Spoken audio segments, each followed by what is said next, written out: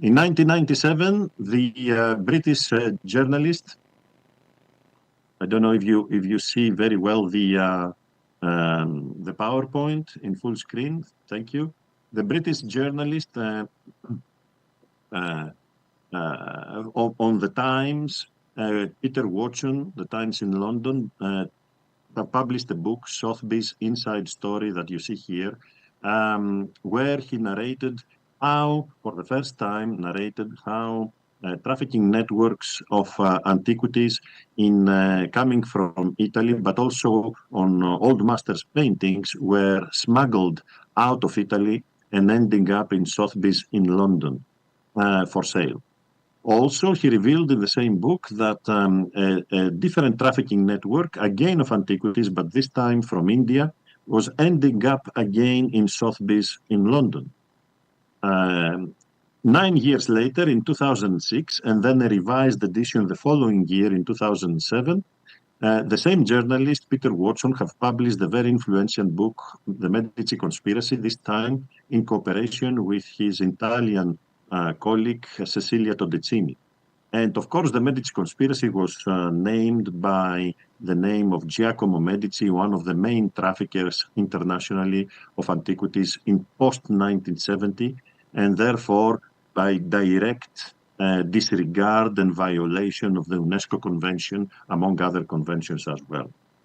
In this book, in the Medici Conspiracy book, for the first time, it was revealed a very simple but effective way of laundering that Giacomo Medici was doing with stolen antiquities from Italy and elsewhere. With one company was consigning the antiquities for sale at the Sotheby's auction house in London, and with a different company was buying them back essentially from himself in the same sales. And therefore, that was a very effective way of laundering the antiquities. Since then, antiquities that were previously unknown had, by doing this, acquired a photograph in an illustrious, glossy catalogue of the top, at the time, auction house around the world, like Sotheby's were in London, and with a description, with estimation, and a hammer price, and therefore was using this as a proof to any potential buyer subsequently to say that I acquired them from there. Although in reality, he himself laundered his own stock of smuggled antiquities.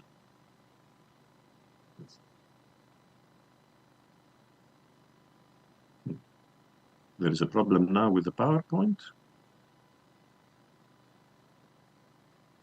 Okay. So let's pass first to understand the museums and the museum's involvement, although my colleague Elke will follow and focus on the museums. Here I will show you only 3 cases of museums involvement, and very briefly, just to understand and follow the proofs and the evidence. After the first 21 objects that the Metropolitan Museum of Art, including the Efronios crater, have returned to Italy as stolen, the Association of Art Museum Directors in the United States in 2008 decided to put together guidelines which were saying that a museum, as you can see in the second bold letters paragraph, should respond promptly and responsibly if they get information about an artwork that it is stolen, and take whatever steps are necessary to address this claim, including, if guaranteed, returning the work as has been done in the past. But let's see if the museums really did that, and especially the Metropolitan in this particular example. First of all, I had the case when I saw in February 2013 that the Metropolitan Museum announced that will start researching the collection of Dietrich von Bothmer, who at the time died and bequeathed his personal collection of fragmented vases to the Metropolitan Museum of Art. Bothmer was influential also, as you can see in the black and white photograph, in the acquisition of the stolen Efronios crater by the Metropolitan Museum in 1972. So when a photograph was released announcing the starting of research in February 2013, and there was a photograph of a vase, I screenshotted the photograph, I turned it, and obviously was a kylix, a cup, 5th century BC Greek, with a depiction at the center, as you can see, of a satyr and a maenad, and in the middle, between them, you can see the start, the beginning, the foot of a large vase. But then I remember that I have seen the missing rhomboid central piece elsewhere. And indeed, I found it. It was published 100 years earlier in 1923 by the Villa Giulia Museum in Rome, which is the national Italian Museum of Etruscans in Rome, where by coincidence Maurizio Pellegrini and Daniela Riccio were working also. So I notified Professor David Gill in Cambridge and of what I have discovered. And here is the photo that has been created, matching the fragment from Italy with the fragments, the rest of the fragments of the cup in the Metropolitan Museum of Art. I sent immediately an email to the Metropolitan Museum requesting any information they had in the file of this object in their archives. They never replied. Since we are today invited by ICOM in Portugal, of course, but as part of the International ICOM Association, it is worth saying here that blocking of academic research, obstructing academic research like mine at the time by the museum is directly against the guidelines of ICOM that have been introduced first in 1986 and then updated twice since today, until today. I informed my colleagues and the Italian state, and by July of the same year of 2013, the Metropolitan Museum of Art has notified Italy that will return the fragments to Italy. And indeed, the repatriation took place. Excuse me. The following year, in 2014, I published this and other cases with Professor David Gill, as you can see on the first page of our publication at the International Journal of Cultural Property, focusing in more general terms in the collection of Dietrich von Bothmer of fragmented vases. But this was not the end of the case. The following year, in February 2014, I notified that the Metropolitan Museum of Art, asking them with a new email to give me information about this vase. This vase that it is depicted in the Giacomo Medici archive is a South Italian bell crater that you see that it is still encrusted, as you see on the foot, with soil and salt incrustations. Furthermore, I identified the same object in the 1989 Sotheby's auction catalog in New York in 23rd of June 1989 as lot 196, as you see at the top. It is interesting that the Sotheby's auction in New York in 1989 had all the information about the vase. It was extremely detailed about the decoration, but the only and most important thing was not there, the provenance. There was absolutely no information on the provenance of the object. It was valued $50,000 to $80,000. It was bought $90,000 by the Metropolitan Museum of Art, and immediately it became part of their permanent collection. Here is how the Metropolitan Museum presented the vase in the middle, clean from incrustations, of course, even when it appeared at Sotheby's. And here is a screenshot that I took from the website of the Metropolitan Museum of Art, where again there are all the basic information except the provenance. There is nothing on the provenance of the vase.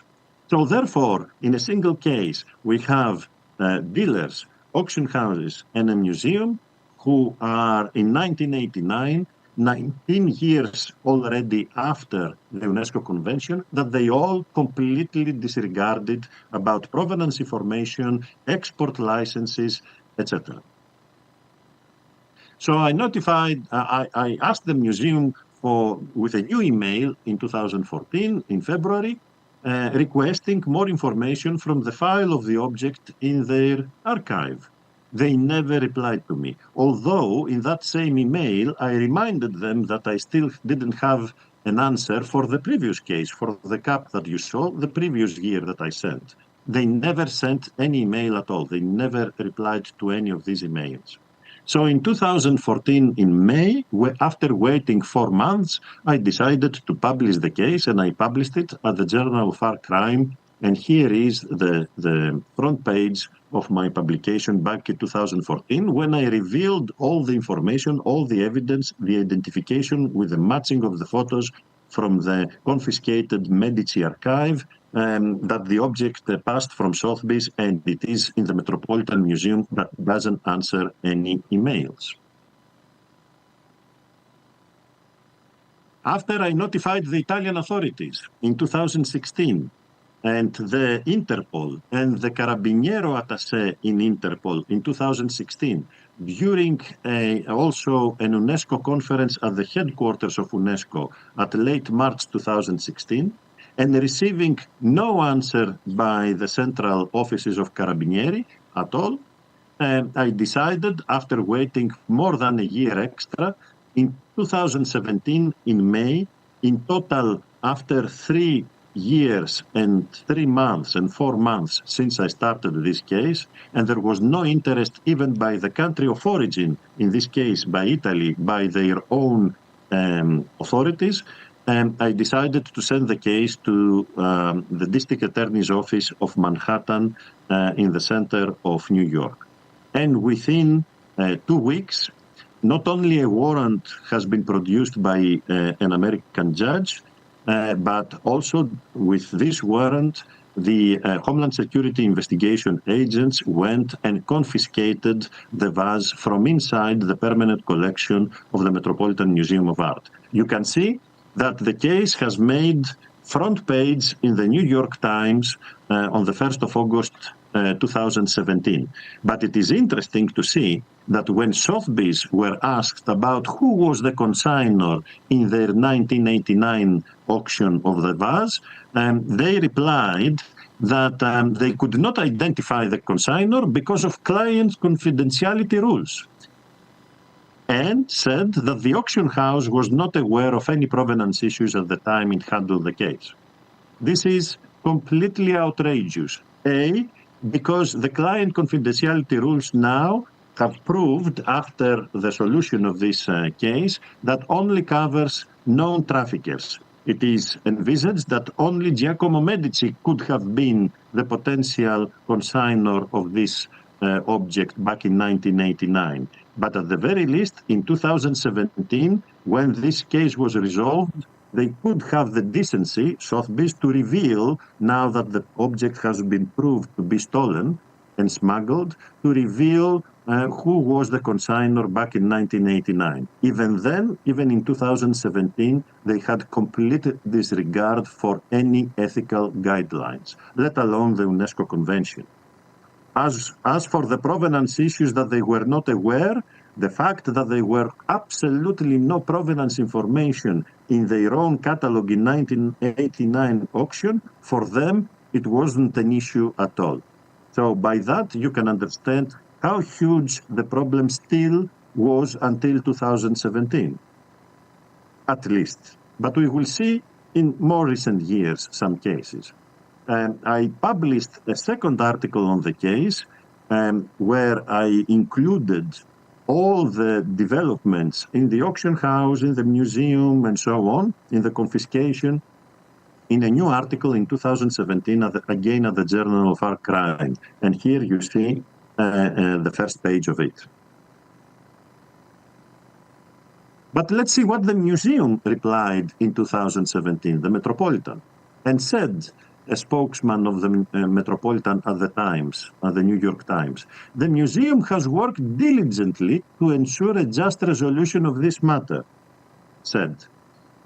They said that they have noticed my publication, Dr. Tsirogiannis' published research in 2014, and indeed have been troubled by the reappearance of Mr. Medici's name in connection with this artifact, but they avoided to say that they never replied to my emails, blocking this academic research.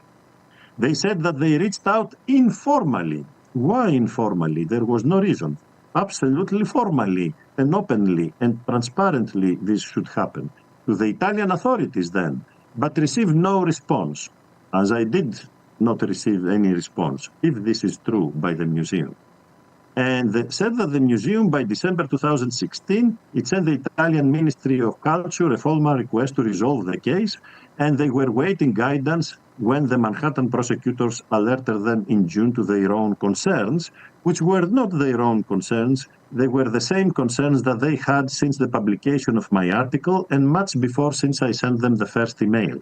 So this is a total lie, an attempt to obstruct the public opinion and show a better face for this case. So we lose every hope when we see even the museums that they lead the way in the way they act, like the Metropolitan Museum of Art, and most of the museums are following in that, when they react like that, when they are caught red-handed with stolen objects, and still they try to show that they are the victims. Now the crater, as you can see, returned to New York, but this time to be hosted at the headquarters of the United Nations in January 2020. But the unfortunate thing was that the panels behind, made by the Carabinieri, did not refer at all to my work, research, publications, and find for this object. It was presented totally as their own work, even if themselves they didn't even care for years when I notified them even to respond to me about their own cultural heritage. However, the museums and the Metropolitan continue to keep on, to hold on stolen objects.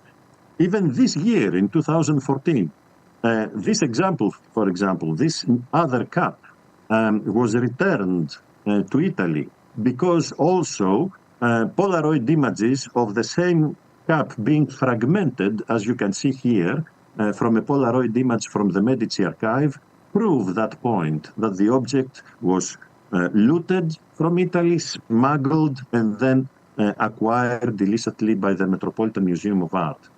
At the 1980s, late 1980s, and during the mid-1990s, in fragments, in different portions of fragments that they were arriving from different members of the market at the museum. And then it was put together. So all these years, instead of the museum, as we saw in the UNIDROIT Convention, for example, to reach out in a reasonable manner to the Italian authorities requesting to check their objects in their collection with the confiscated archives, they avoided to do that.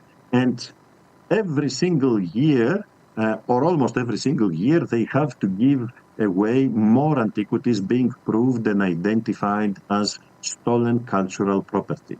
This continuation of the avoidance of checking their collection shows and reveal in the most blunt way what is really happening in the museum world, where no museum so far, with one exception that we will see later, have started cooperating with the authorities, taking the initiative to send themselves requests of checking their own objects, something that they will do for free for them well in advance.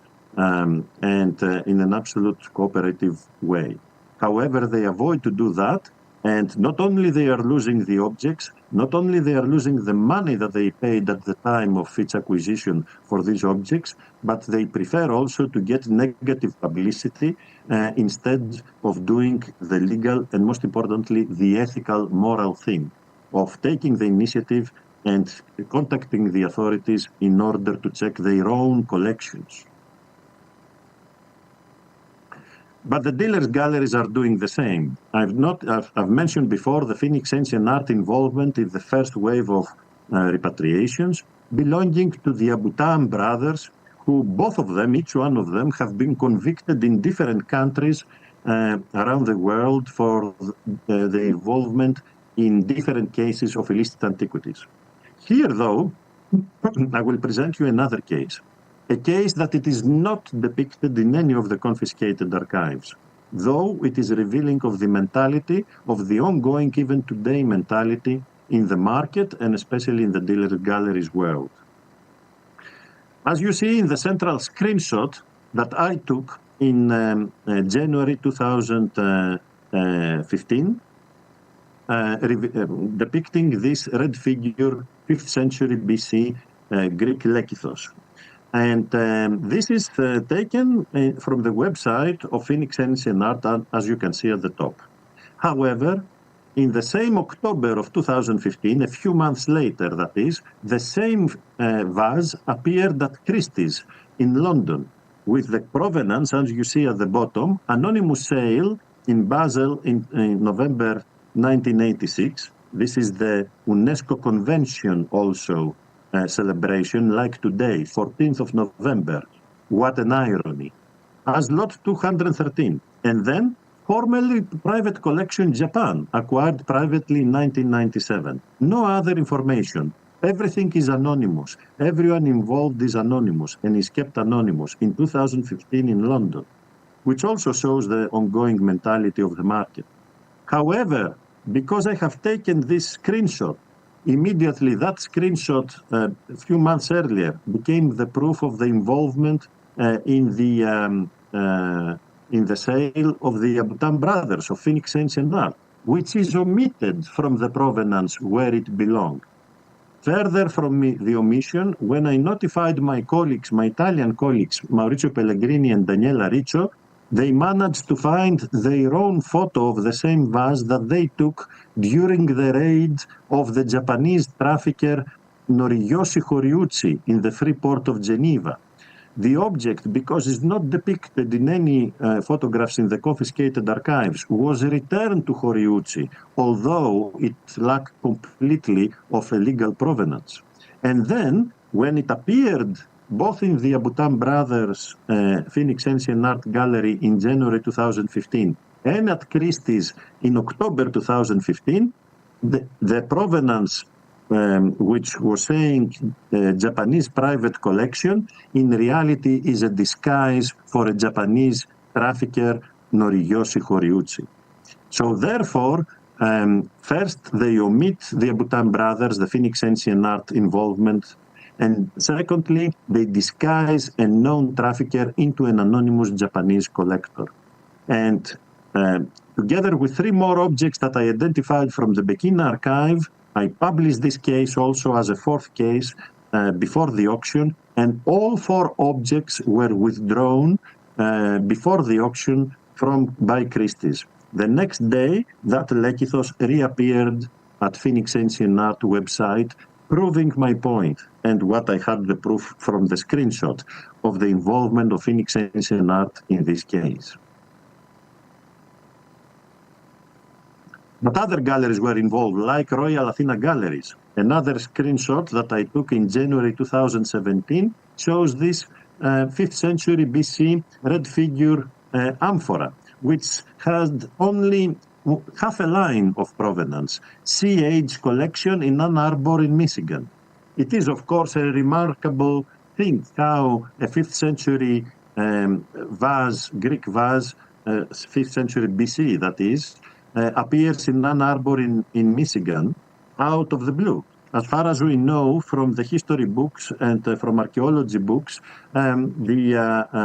Michigan was never part of the Athenian democracy and empire back in the 5th century BC. So there is no justification here how this could have been done legally. Furthermore, when I started searching about this vase, because I remember the decoration, I found the proof, as you can see, in a photograph from the Peking archive. You see Gianfranco Pekin on the top, with a photograph of the same vase being unrestored standing on a creased white dirty cloth and covered with soil encrustation steel, proving that this vase also was illicit. I notified the district attorney's office in New York, in Manhattan. They confiscated the vase within 3 days from the gallery, which is also in Manhattan, next door, really. And then the vase, 3 weeks later, was given back to Italy in a big celebration with the Italian ambassador, who didn't refer again to my work or to the work of Maurizio Pellegrini and Daniela Riccio, who identified the Italian looter and therefore proved that this vase was not to be returned to Greece, but actually to Italy because it was looted from a tomb in Italy. It is interesting to see, therefore, to start to understand how even the so-called good guys are not, in the end, that good in their behavior, especially ethically. And underlining the ethical substance of this talk here and of these behaviors by the various authorities, because, as I said, I have to remind you that we are all today invited by ICOM, which set the guidelines especially for museums, the ethical guidelines. Let's see now the involvement of auction houses. We saw Sotheby's with the case of the vase from the Metropolitan Museum. Let's see Christie's. And recently, in April 2017, only 79 lots in this Christie's auction catalog, but 77% of them, 61 lots that is, they had no collecting history before 1970. So they completely disregarded the UNESCO Convention regarding export licenses or provenance before 1970 at the very least, by presenting 77% of their objects without pre-1970 collecting history, without any provenance before that date. 2 lots had an uncertain collecting history, uncertain in terms whether they were found before or after 1970. And 16 lots had the secure declared pre-1970 collecting history. But was that even, this category even, the last category, to be trusted? No, because one of these lots, which you can see, this white background Lekithos, again 5th century BC from Athens, is depicted, I found it depicted in a regular print image from the Pekin archive again, lying on a white creased cloth covered with incrustations before restoration and with a white measure tape next to it to show its dimensions, its height, in order the middleman and the looter to ask for a relevant price from the potential buyer. And I'm saying that because the provenance given in the catalog of Christie's in 2017 about this object was a known old collection, the collection in Austria. I'm saying this because we have the representative from ICOM in Austria today with us, and the good colleague. And the Zahn Laufenberger collection, which was known at least from 1930s. And yet, this object that was assigned to that collection in reality was never part of that collection and was looted post-1970. So we see also that even that category of the pre-1970 provenance that were given should not be trusted. Together with 3 more identifications from the Medici, Becchina and other archives, 4 in total objects were confiscated, this time by FBI, and were returned to Italy. Bonhams, the third big auction house, is also to be blamed. Here is a Cantharos that was presented in 2019, just 5 years ago, in their auction in New York, with a provenance of an anonymous sale in Sotheby's in 1991, the Merriam Gallery involvement, which is a gallery in New York that it is known to have been involved in numerous cases of stolen antiquities, and another anonymous private collection in United States, again in 1991. But was this vase legal? Here are the proofs that I found. Not only a photograph, a regular print photograph that depicts the vase, as you can see, standing on a wooden slab next to other antiquities, completely unrestored, covered with soil and missing some fragments and having hits. You see a significant hint above its left eye and missing a considerable part of the rim, but also a restored photograph after a photograph of the vase being restored, this time in the Robin Symes and Christos Michailidis archive that was found and confiscated in Greece. And I took I participated as a forensic archaeologist at the raid where we discovered this archive back in 2006. In pristine condition, as it appeared in 2019 by Bonhams, with completely incomplete, if I can say that, provenance. And of course, the main parts of the provenance, the real provenance, Bekina and Symes and Michailidis, were excluded. Further documentation, as the document that I showed you here, proved that the vase have come in the late 80s from an Italian looter, together with dozens of other objects being looted from certain places in Italy and smuggled out to Italy, from Italy to Basel, to the Bekina's gallery. I've learned from a German journalist in January 2020 that this object was successfully, after my identification and publication, returned to Italy because the Italian authorities didn't even manage to let me know and inform me. Private collectors also, as I said before, were involved, like the Selby White collection. As you can see here, various objects at a raid and subsequent research in the archives that me, Maurizio Pellegrini, Daniela Riccio, and other researchers, we three contributed with more than 40 identifications of objects which were returned only a few months ago to Italy by the District Attorney's Office in New York. Also, the Steinhardt collection involved returned 180 objects. Again, with Maurizio Pellegrini and Daniela Riccio, we helped for free, voluntary as always, the District Attorney's Office in New York with dozens of identifications and repatriations to 12 different countries from only the Steinhardt case.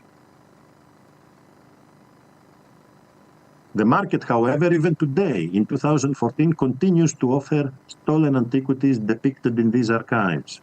For example, we have the collection of Christian Levet, the UK private collector with a private museum in Mouzens outside Cannes in France, that I found them with Maurizio Pellegrini and Daniela Riccio, this Greek cuirass, South Italian, depicted, though, in the Bekina archive, balancing on the edge of a small table before it was sold further the chain. Also, we found evidence that the same object appeared in July 1985 in Sotheby's auction, something that was taken away in the provenance of Christie's now in January 2024. We published this case at the Le Monde newspaper, exactly because of the connection of this private collector, Christian Levet, with his museum in France. But the object was withdrawn and its whereabouts are completely unknown. The Italian authorities again didn't got in touch to inform us what has happened since then. Furthermore, other cases verify that Christie's continue to disregard any notions of provenance or export license or of these things. And also mainly to disregard the guidelines and the ethical notions of the UNIDROIT Convention 1995 by not contacting the authorities beforehand, months before they even compile their catalogs, and check with the potential merchandise that is going to be offered months later to see if they appear in the confiscated archives from these traffickers, convicted dealers. For example, this white background lekithos that you see in a photograph of the Bekin archive, I found it among 4 other objects, 5 in total, in the auction of Christie's last April 2024 here in London, New York. While it was presented in a perfect condition, as you see in the auction, but in the Bekin archive is missing the upper half of it and is completely unrestored. Therefore, none of these private collectors have been compensated because, of course, it was proved that they didn't exercise any any due diligence before the acquisition of any of these objects, because they completely disregarded the UNESCO Convention and the UNIDROIT Convention, let alone any ethical guidelines. Exactly like the museums, exactly like the members of the market, dealers, galleries, and auction houses are doing. But there is hope, yes, because one museum so far, just a single one museum, and that is the University Museum of Art Amsterdam, the Allard Pearson Museum, have chosen to follow a different path. After I identified in their collection in 2020 this cap from 2 different Polaroid photographs in the Medici archive that you see here, Giacomo Medici in his photograph when he was arrested, and first depicted the same vase in fragments, and then after restoration in Polaroid photograph, I found that the same object was appearing for sale in 1985 with the Medici as a consignor, and then acquired by Allard Pearson, and since then, since 1985, was in that museum, the University Museum of Amsterdam. University Museum that, as we said before, had certain ethical grounds not to acquire these objects, especially 15 years after the UNESCO Convention, but they did, as all the museums, exactly the opposite, violating the convention that today, 14th of November, we are celebrating.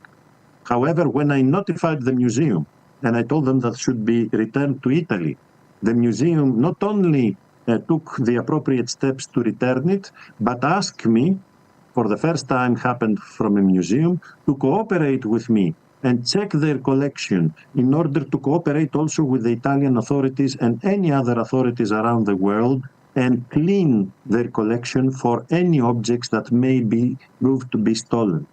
Therefore, this museum becomes today, unfortunately, so far only this one, the only exception, but notable exception because it's a university museum, and the only ethical hope in the museum world so far. I wish that would be different, the circumstances and the museum environment worldwide, but this evidence is what we should follow, only the evidence to form our opinion. And the photographic evidence of the traffickers in so many cases shows exactly the opposite about museums and their suppliers in the art market, and also private collectors.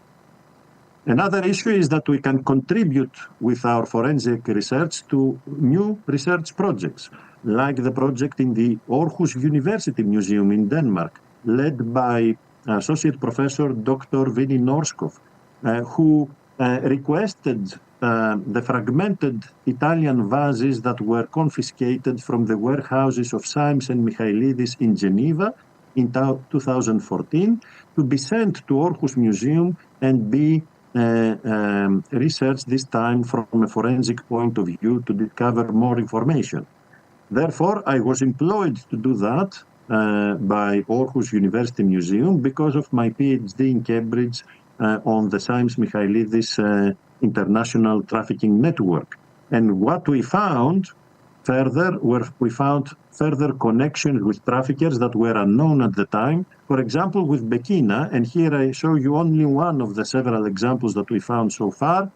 And you see the part of the neck restored in one side of a huge volute crater, Greek South Italian, and the same part of the neck fragmented and being kept together partially with yellow tape duct tape in a photograph of regular print photograph in the Peking archive.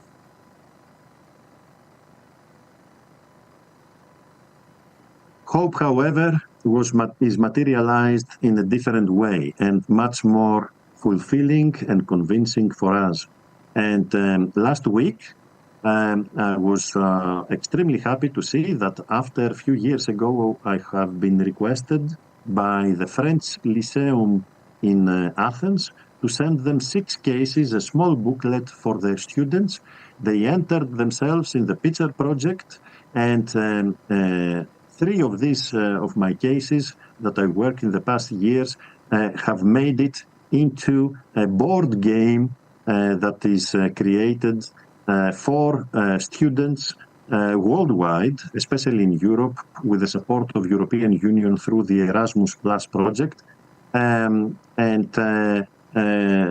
I could not imagine any better way of raising awareness, especially where we should target it, where we should aim, in the young people, the young ages, and in this case, in students, school students around Europe at the very least, between 11 and 18 years old. So I'm very proud for that, and I'm very grateful to the French Lyceum in Athens, in Greece, but also especially to the Picture Project. And I'm sure that you will hear more about this by our esteemed colleague Pier Giacomo Sola, who will give a talk also later in this event. Only to add that apart from the board game, some of the cases, my cases also, were chosen to appear as educational activities in a detective work for the students to follow and find the clues and to be returned, like a case that I had against Christine Sotheby's in 2017 for a funerary stele that you see in the middle of the cards there. So here I'm finishing my presentation. I wish that the results will be different and more supportive. And to answer the question that I've set in the title, how many things have been changed? What has really changed in the antiquities world since 1970? I think it's very little, if next to nothing, because the main thing that we are aiming to change, the mentality of the museums, of private collectors, of the members of the market, in dealers' galleries and auction houses remains unchanged. Everyone is avoiding to cooperate with the authorities, is blocking academic research with the examples and the evidence that I showed you, and they prefer to pay the high price for some unknown reason to me still, but yet the mentality continues unchanged in this respect. So we will continue the fight because we have actual results, as you can see, but we really hope that in the future we will see people with higher ethical standards entering museums and private collections and auction houses and dealers' galleries to see the real change in mentality that we haven't really seen even 54 years now after the creation of the UNESCO Convention.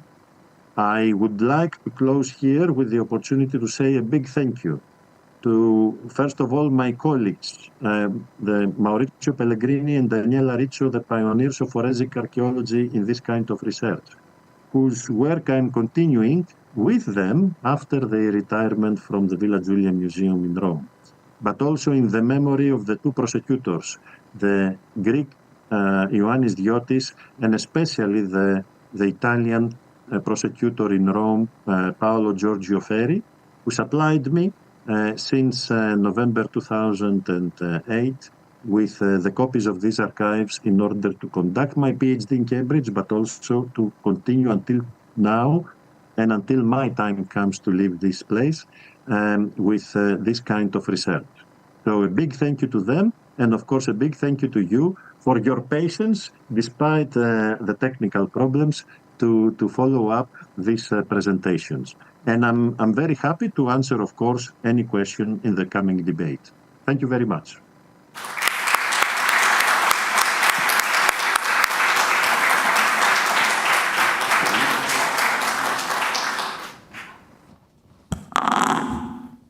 Thank you very much. Christos, any question?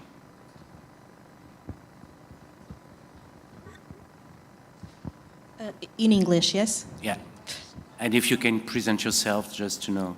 Yes, of course. Your name and where you're coming from. So, hello everyone, and my name is Ana Marques, and I'm a preventive conservator at WOW Museums here in Porto.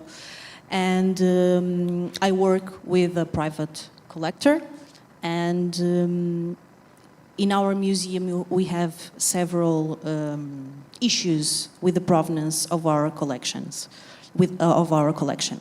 And we've been trying to making that tracking of provenance, which hasn't been easy at all, because most of them, most of the artifacts were bought from antique stores or auction houses, and as it was said, auction houses rarely present the provenance of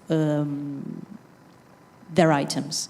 So one of my many questions here today is if shouldn't auction houses and antique stores should be more scrutinized once their core business is selling of antiquities, and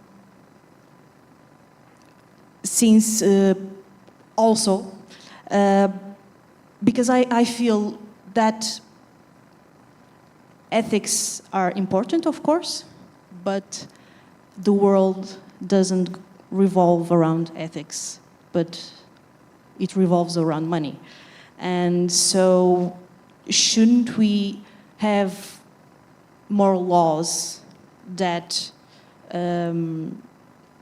make the sellers of antiques responsible for what they sell, and for everybody? I'm not sure if I was clear enough, but thank you. I hope so. Perfectly clear. Okay. Perfectly clear. Thank you very much. To answer your question, first of all, both your questions are interconnected. In reality, the first question, whether the antiquities market, both auction houses and dealers' galleries, should be scrutinized more, this is going without saying. Of course, by definition, it should. In reality, what is happening, these questions should be sent to the various countries around the world who still permit the market to sell unprovenance antiquities, from which, in due course, throughout research, it is proven that in reality, they are selling stolen antiquities. Unfortunately, a very small percentage is proved to be like that because of the lack of evidence. And in reality, it is the countries, nearly no exception, unfortunately, even the countries that they suffer looting, that they permit the sale of unprovenance antiquities unless evidence for the opposite occurring, and not vice versa. For example, I have argued that it should be reversed, the burden of proof in the case of antiquities, that that any antiquity should be offered for sale and be valid to be sold only if it is documented proof that it is absolutely legal. Otherwise, it runs the danger, of course, to be illegal one way or another. However, this haven't been picked up yet, at the very least, and the situation continues and will continue. Now, regarding your second question, also interconnected with the first, and should be directed to the authorities of the countries, who should scrutinize everyone really in this business. And the museums, of course, and the ethics is a main part. And you are right that we are living, of course, in a world that everything is commodified and it's all about money.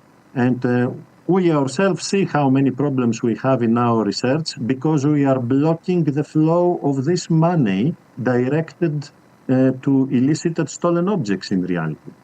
So what I would advise you, if you permit me, since you said that you are searching for the provenance of these objects in the private collection and in the museum that you are working, is the obvious, what I have already said in my presentation.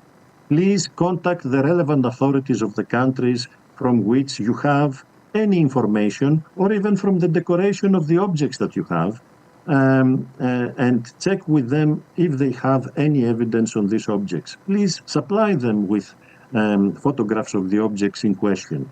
And they have the responsibility to respond to you promptly and for free to give you any information that you require. If they don't do so, please publish this information, because it will not only be good for us or for the general public, but for them to become even better. I think we still have time for one more question.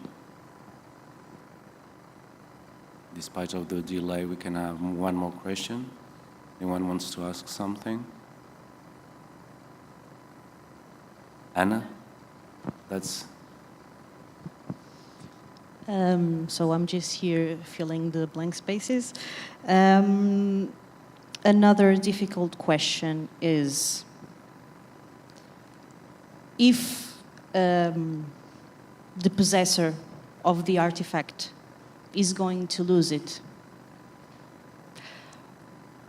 how can we convince him or it that so he's going to lose money? How could we convince him that the greater good is more important than money? So my question here is, the museum or the private collector is risking losing that object, and how can it be? How can we? I'm sorry, make it worth it? That's my question. Well, it's not a difficult question. It's a very simple and easy question, to tell you the truth. Because, as I said also in my presentation, the collector is have an easy choice: to give the object back that is proved to be illicit, of course, first, and become himself, herself, or itself, to be politically correct, an example to be followed.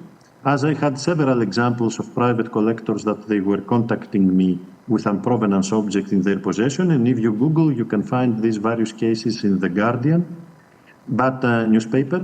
But also, it is a choice to become an example and do the right thing, and therefore gain positive publicity of that, or sooner or later, the authorities to knock on their door and to ask for the object, to lose the money that gave for the object, in all senses, for the object itself, conservation, restoration, safety, and so on, and also to have possible legal problems, and definitely, most importantly, negative publicity against him, against his name, his family, due to his involvement in acquisition of unprovenance objects that proved in due course to be stolen property.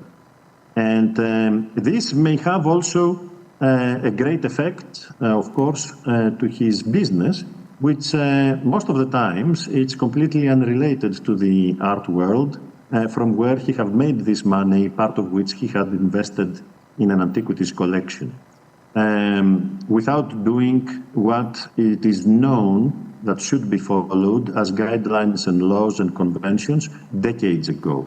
So there is no excuse for doing that, really, but if he finds someone himself in this position, should contact the experts to advise him which is the possible ethical first and legal subsequently way of acting in order to find himself out of this difficult situation, in most of the cases that they themselves, the collectors, have created, or the museums themselves have created, even if we are talking for previous generations of curators or previous members of the family who have bequeathed these objects to the newer generations without them being involved in the acquisition, but they have inherited a hot potato, as we call it. I hope that I answered that question. May I add something here, that any of you, please refer to the people, to the organizers here, the very helpful people in Porto. If you have any subsequent questions or any ideas or any issues that you would like to discuss with me, please get my email, or you can Google my name and find my email as well, and get in touch with me. I'll be most happy to meet you and discuss anything that you would like to know or you think that I can help you with. Thank you very much. So now we are going to a small break, lunch break, only 45 minutes, because at 2 o'clock we will have Elke Kellner talking, and we'll have more time during the afternoon for questions and debates, so you can keep your questions, and we'll have some more time during the afternoon for that. So only 45 minutes, and at 2 p.m. Portugal time sharp, we start again.